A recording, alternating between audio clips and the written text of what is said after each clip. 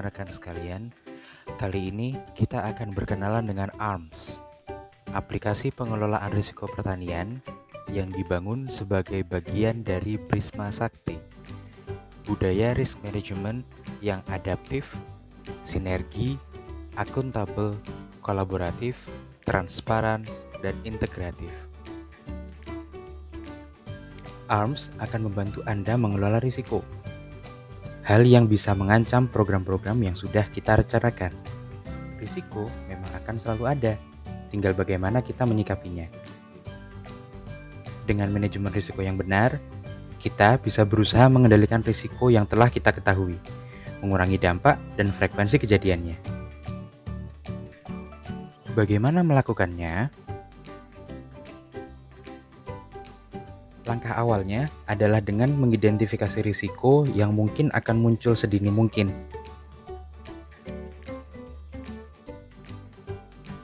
Kemudian, melakukan analisis seberapa sering dan tingkat dampaknya pada kegiatan, sehingga risiko bisa kita kelompokkan sesuai dengan tingkatannya. Selanjutnya, kita gali akar masalah penyebab dari risiko tersebut.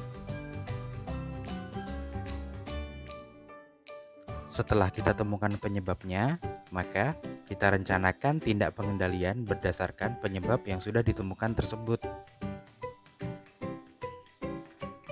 Dan terakhir, melakukan pemantauan jika risiko yang diprediksi terjadi dan jika ada perubahan potensial risiko yang telah teridentifikasi, baik karena kejadian risiko ataupun karena pelaksanaan tindak pengendalian yang berhasil. Semua aktivitas di atas bisa dilakukan dengan ARMS.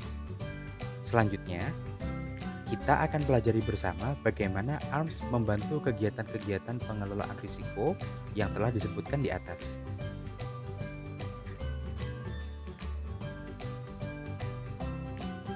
ARMS dapat diakses melalui URL arms.pertanian.go.id.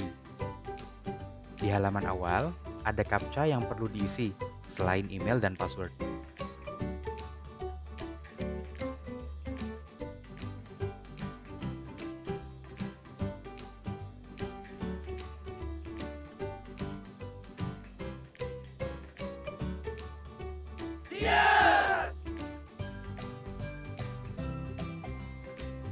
Proses penetapan konteks bisa dilakukan melalui fitur pelaksanaan manajemen risiko.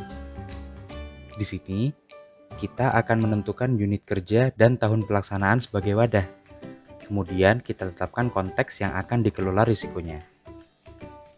Fitur ini dapat diakses melalui menu manajemen risiko, pelaksanaan manajemen risiko. Pertama kita tekan tombol tambah pelaksanaan baru. Kemudian kita cari unit kerja yang memiliki risiko ini.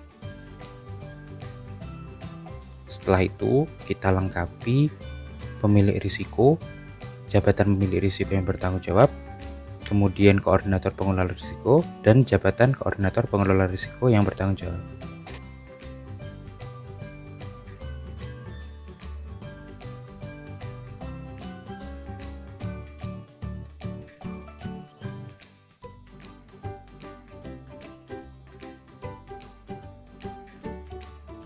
Selanjutnya, kita pilih tahun penerapannya dan periode penerapannya. Di sini berupa rentang waktu. Setelah itu kita tentukan selera risikonya. Dan setelah itu kita tambahkan konteks. Tentukan kode konteks, kemudian nama konteksnya, dan jenis konteksnya. Spesifikasikan detail ancaman jika ada,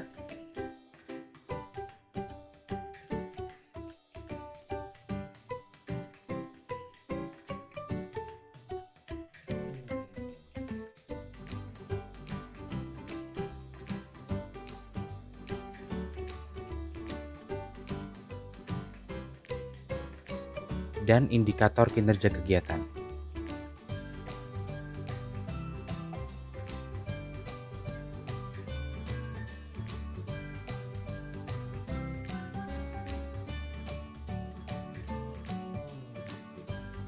Kemudian tekan simpan. Data konteks berhasil disimpan. Anda bisa menambahkan lebih dari satu konteks. Untuk melakukannya, silakan tekan tombol tambah konteks lagi.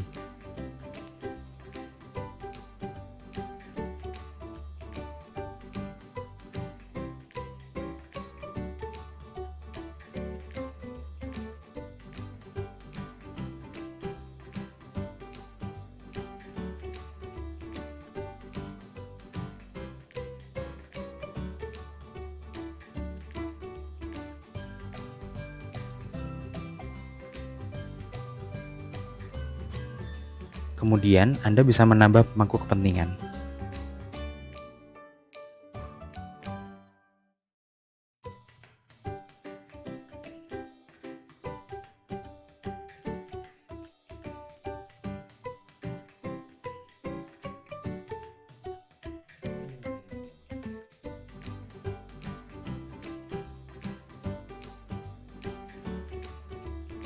Setelah semua ditambahkan, maka Anda bisa menyimpan dengan menekan tombol simpan.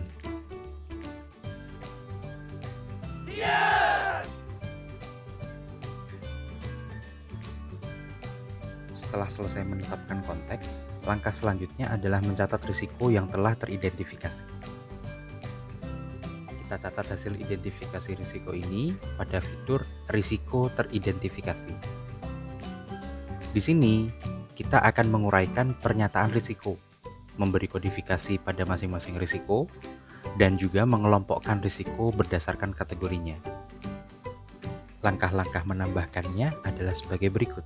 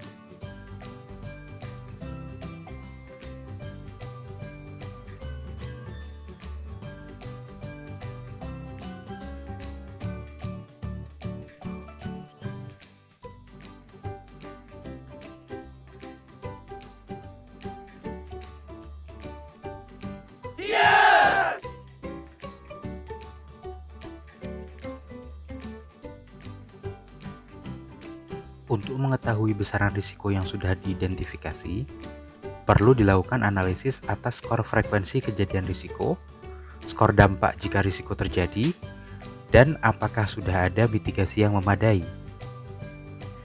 Proses ini akan menghasilkan besaran risiko yang digunakan untuk mengelompokkan risiko. Bagaimana cara menilainya? Anda bisa memilih nilai skor frekuensi risiko berdasarkan dengan tabel berikut.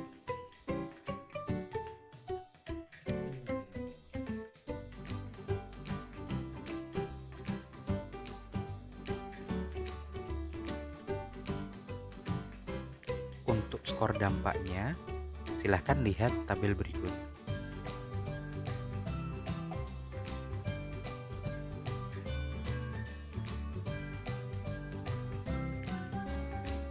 Sesuai dengan penilaian skor frekuensi dan skor dampak yang Anda tentukan, ARMS akan menghitung besaran risiko sesuai dengan pemetaan pada tabel berikut. Proses ini dilakukan pada fitur analisis risiko. Mari kita lihat fiturnya.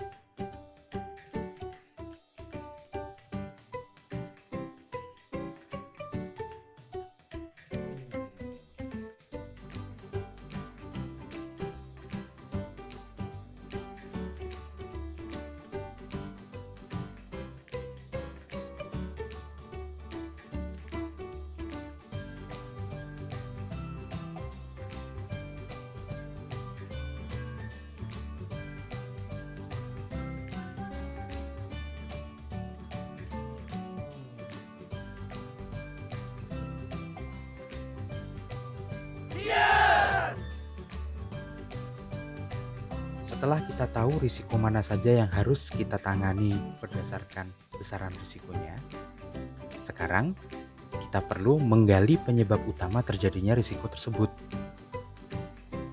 Penyebab ini nantinya akan digunakan untuk menentukan tindak pengendalian atas risiko. Satu risiko bisa jadi memiliki lebih dari satu penyebab, dengan kategori penyebab yang berbeda-beda. Di ARMS, hal ini bisa dilakukan pada fitur analisis akar masalah. Seperti ini fiturnya.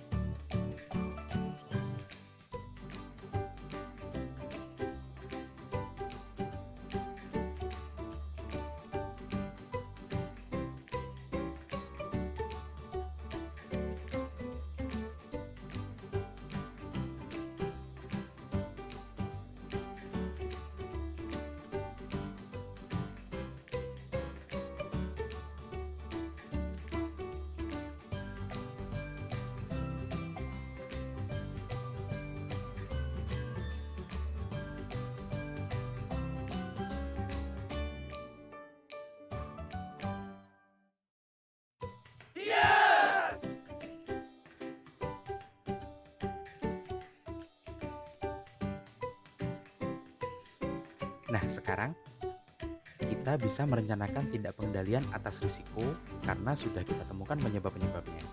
Rencana tindak pengendalian ini bisa kita catat pada fitur tindak pengendalian.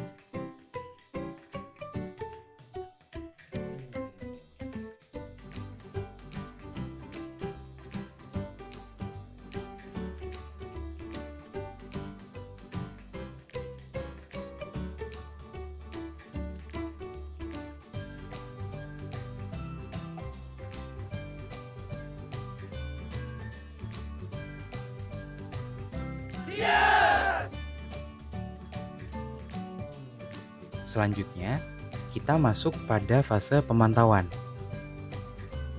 Pemantauan risiko dilakukan dengan mencatat peristiwa risiko jika terjadi dan mencatat jika ada perubahan level risiko yang mengikutinya.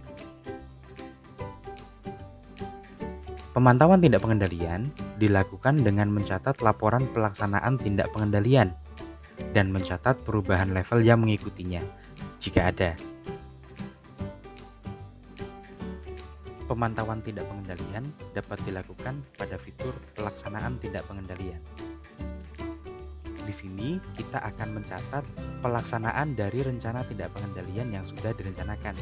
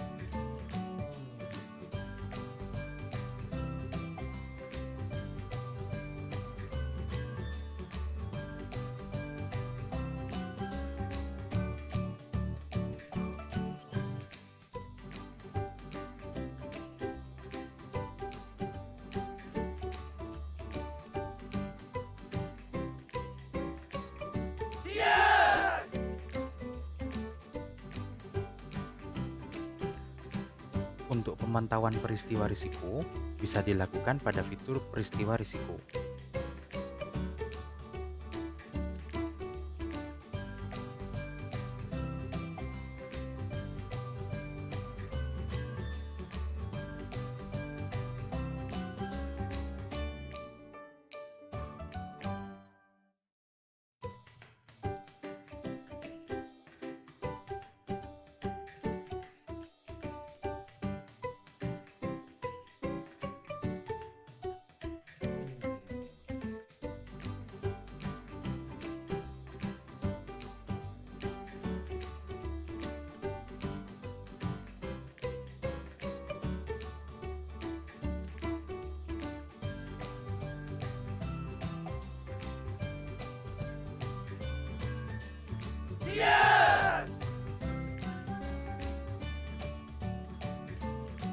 Untuk mencatat hasil pemantauan atas besaran risiko, gunakan fitur pemantauan besaran risiko.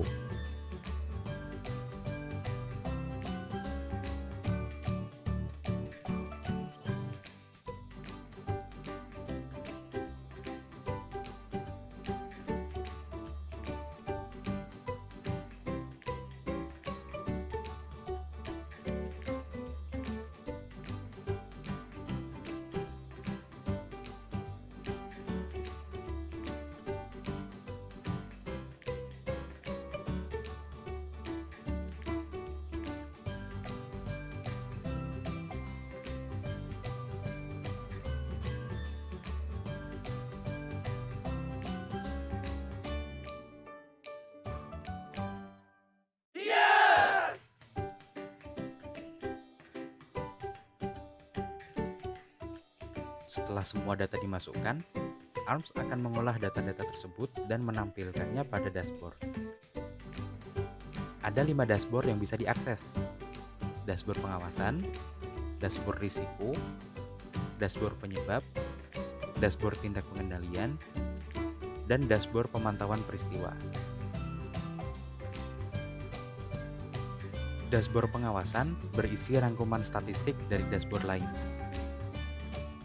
Dashboard risiko berisi data-data terkait dengan risiko, termasuk jumlah populasi, pemenuhan terhadap selera risiko, dan persebaran risiko pada departemen dan besaran risikonya. Dashboard penyebab berisi data terkait dengan analisis akar masalah. Di sini ditampilkan persebaran penyebab terhadap kategori penyebabnya.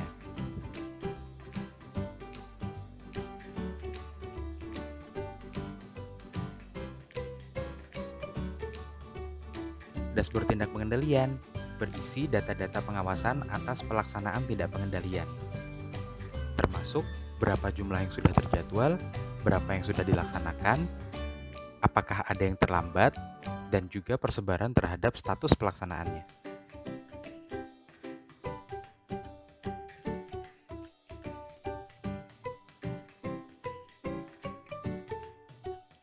Terakhir, dashboard pemantauan peristiwa risiko Pada dashboard ini, dicatat tidak hanya jumlah peristiwa yang terjadi, tapi berapa risiko yang terjadi dari sekian banyak peristiwa, serta berapa banyak jumlah pemicu peristiwa yang unik. Anda juga bisa melihat persebaran data kejadian risiko berdasarkan kategori penyebab dan kategori risikonya.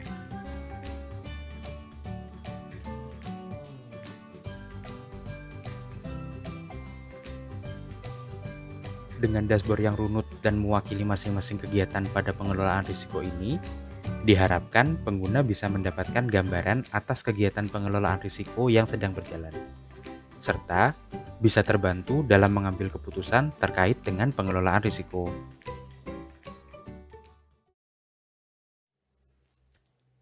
Demikian hal yang bisa Anda lakukan dengan menggunakan ARMS, dari mulai menetapkan konteks, hingga akhirnya data mulai menyusun satu kesatuan alur statistik pada dashboard yang bisa dipantau dan diawasi. Kemudian dipelajari detailnya sehingga bisa menjadi bahan untuk pengendalian risiko di kemudian hari. Tentu saja ini baru awal. ARMS akan berkembang sebagaimana Brisma Sakti berkembang. Semakin maju budaya risiko kita, semakin maju juga ARMS sebagai pendukungnya. Semoga perubahan ini merupakan awal yang sangat baik bagi kita semua.